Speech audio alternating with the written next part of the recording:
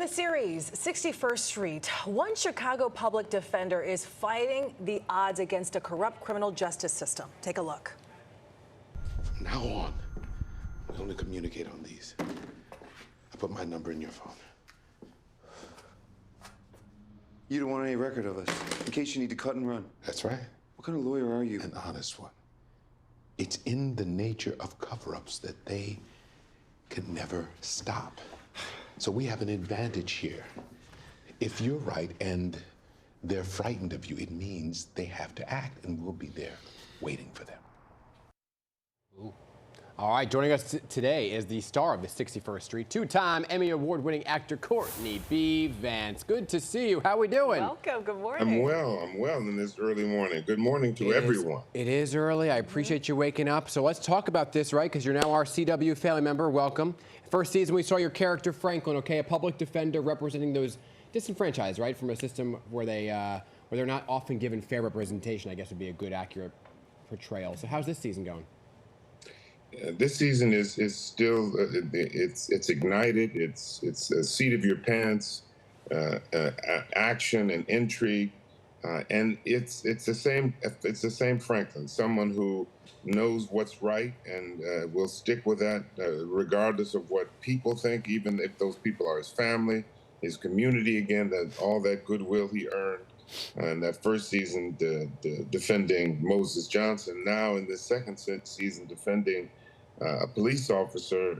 People don't understand it. He sees the long game; they don't see it, and even at the expense of his health, his family, his community, he knows this is the right move.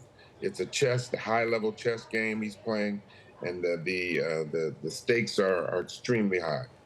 Talk about all the balls he has in the air. You just mentioned his health. It was revealed in this season that your character, Franklin, is battling cancer. How will we see him navigate his health, work, his professional life? How does that all come into play for the character?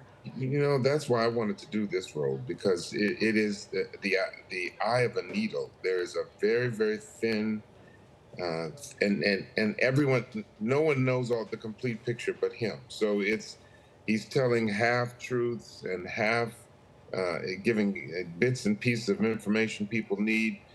Because he's got to have everything come out right, so that when he gets in that courtroom with the folks that he needs on the stand, cross-examining and opening and closing statements, he's got to have things in order. So it's not going well for him, specifically because of for his family and for his health. And so folks don't understand it. So if people don't understand things, they can't support you. And so it's going to be interesting to see how he, for the audience, I mean, I know how it ends up, how he navigates, all of this, and the one thing he doesn't know is how it's going to impact his health.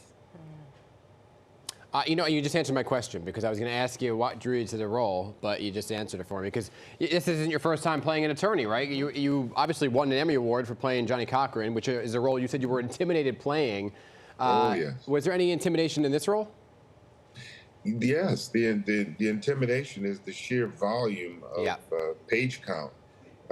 We were, with each season, I had to get in the courtroom with opening and closing statements and cross-examining, and so it's anyone who's been in a courtroom in some sort of acting way, that that courtroom is, you have to be a lion in there. You can't go in there timidly. And so I was, hats off to Peter Moffat, our showrunner, our creator and showrunner, to set me up for that. But I mean, we had an amazing cast, an amazing crew to shepherd me through this morass. In addition to, so on one hand, I'm eye of the needle with the actual story, but on the other hand, in reality, is how do you deal with this sheer page count of work? So it was daunting, but we were a family in there, so it really was worked out well. Yeah, the material obviously phenomenal. You just mentioned the amazing cast supporting you. They are amazing. How was it collaborating with Mark O'Brien and, of course, the one and only Ingenue Ellis-Taylor? Yeah. Just phenomenal. We had, as I said, we had to jump in immediately. We had to jump in and become a family immediately, and eventually we became a family. Andreen, there was a group of actors. Uh-oh. Did we lose him? Courtney, you there? Here. Oh, he's there. there Here, we got him. We got him. I'm here.